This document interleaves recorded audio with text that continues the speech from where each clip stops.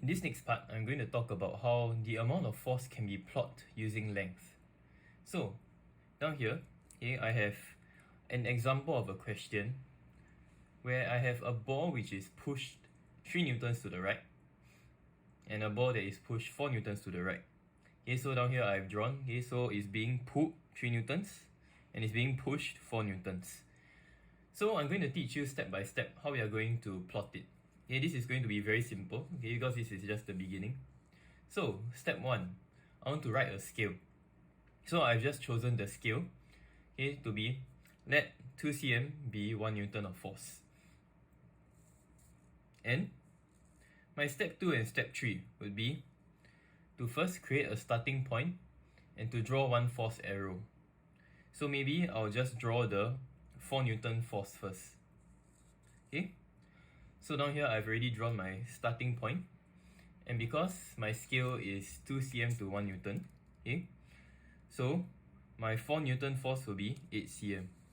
And so what I need to do is I just need to put it to my 0, so my starting point, and I'll just draw my first line down here, and I'll stop it at 8 cm.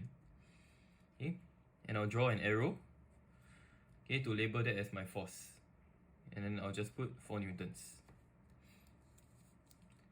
Now moving on. Okay,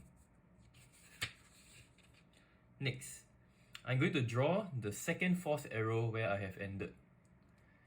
So from this point I'm going to draw 3 newtons. So because it is 2 cm to 1 newton, so I just add another 6 cm. So I stop at the 6 cm mark. Okay, and once again I draw my second arrow and I label it 3 newtons.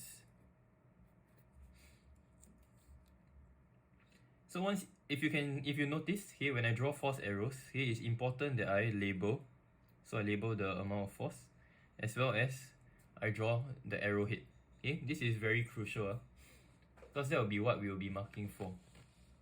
Okay, so step 5, what I need to do is I need to measure the length of the forces. So I just take my ruler and then I need to measure the total amount of force.